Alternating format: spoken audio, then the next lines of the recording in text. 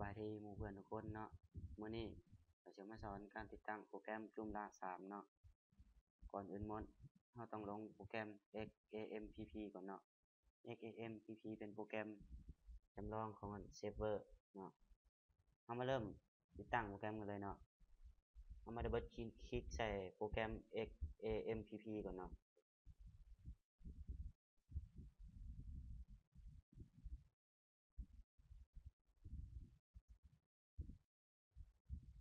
เมื่อมันขึ้นหน้า question มาเรากด yes เลยเนาะนี่มันหน้า set up เนาะหน้า welcome ของโปรแกรมเนาะแล้วกด next เนาะแล้วกด next อีกเนาะหน้านี่มันหน้าให้เราเลือกช่องวางโปรแกรมไว้เนาะเราจะวางไว้ช่องใด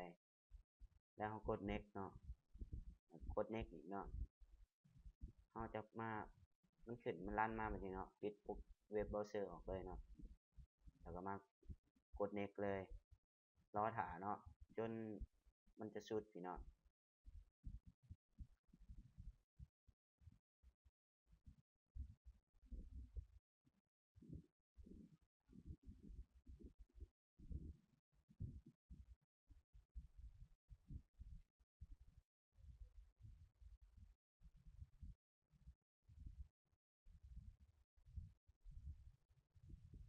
เมื่อมันขึ้นมาหน้านี้เนาะให้เรากดตัวนี้ออกเนาะกดติ๊กไม้ติ๊กอันนี้ออกแล้วเรามากด finish เนาะเมื่อเราติดตั้งโปรแกรม XAMPP แล้วเนี่ยสำเร็จแล้วให้เราก็โฟลเดอร์ Joomla 3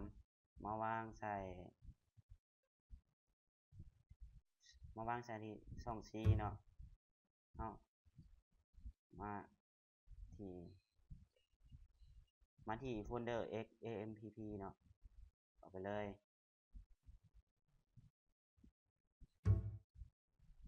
เอามาค้นหาโฟลเดอร์ htdoc เนาะ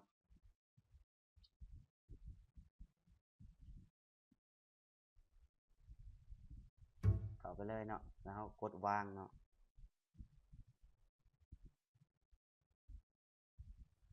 รอถ่าเนาะให้มัน copy สำเร็จเนาะ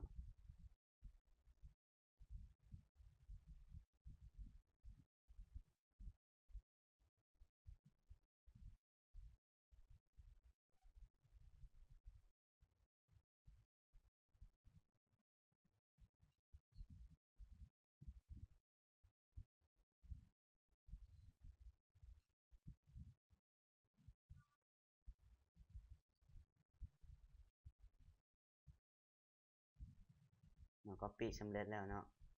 เอาปิดออกเลยมาเลือกที่มากดที่ปุ่ม start เลือก all โปรแกรมมาค้นหา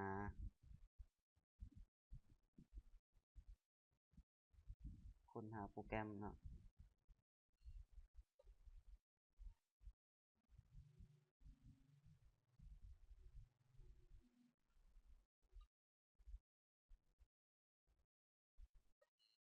มาหาโฟลเดอร์ XAMPP เนาะ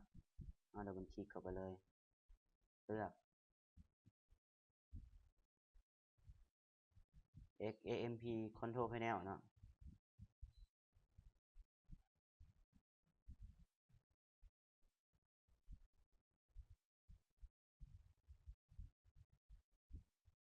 เอามากด start ของ Apache เนาะแล้วมากด start ของ MySQL เนาะแล้วมากด admin เนาะ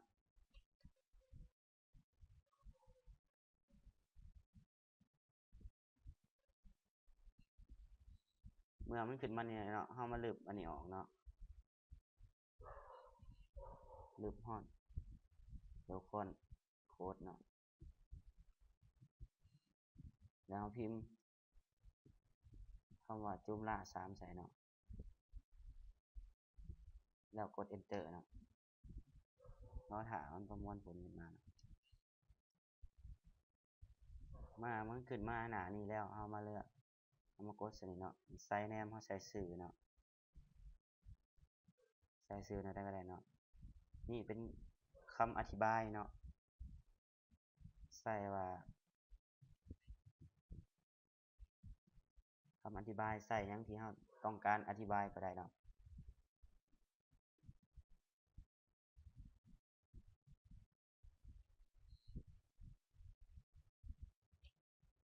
นะ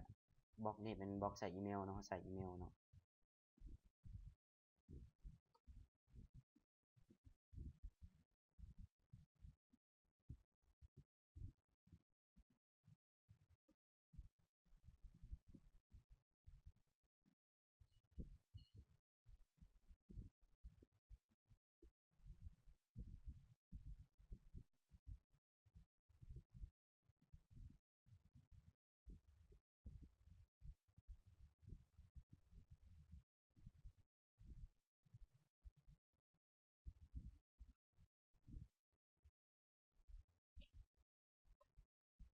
แล้วเฮามาใส่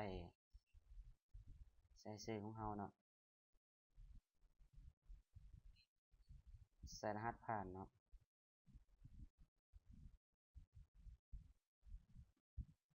ยืนยันรหัสผ่านอีกครั้งเนาะเฮามาเลือกออฟไลน์เนาะเราต้องกดแยกหลังจากสำเร็จแล้วให้เฮากด next เลยสิ่งที่เฮาบ่ควรลืมเนาะชื่อกับรหัสผ่านเนาะบ่ควรลืมเนาะกด next เลย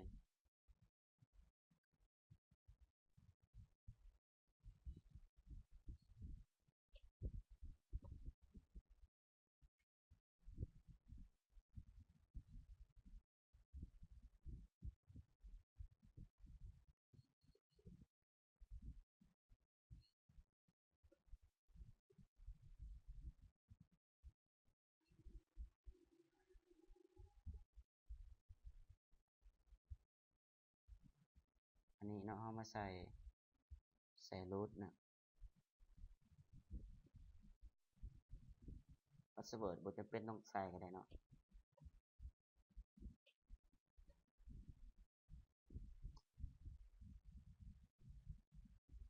ถ้าเฮาเคยติดตั้งโปรแกรม Joomla แล้วให้เฮากด remove เนาะเมื่อสำเร็จแล้วให้เฮากด next เนาะ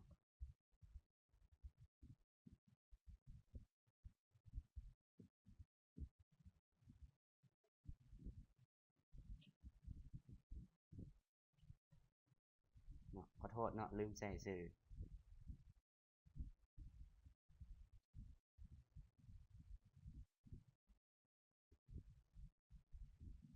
หน้านี้เฮาบ่จำเป็นต้อง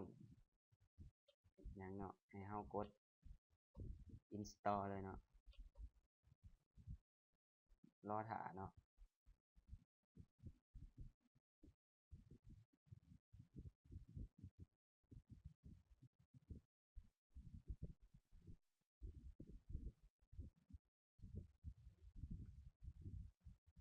ติดตั้งโฟลเดอร์ Joomla สำเร็จเนาะเฮาเลือก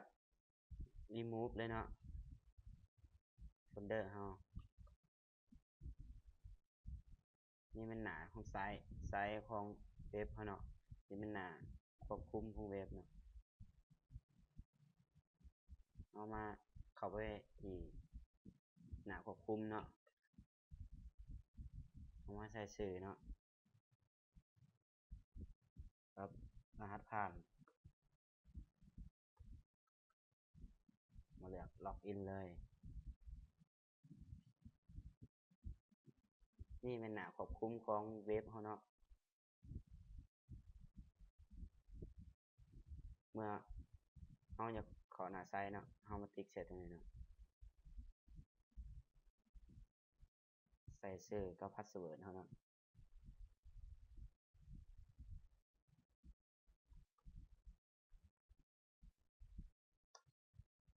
มากดที่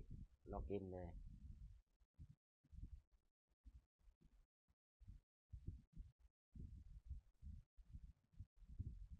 รอท่าแป๊บหนึ่งเนาะเครื่องของเฮามันช้าหน่อย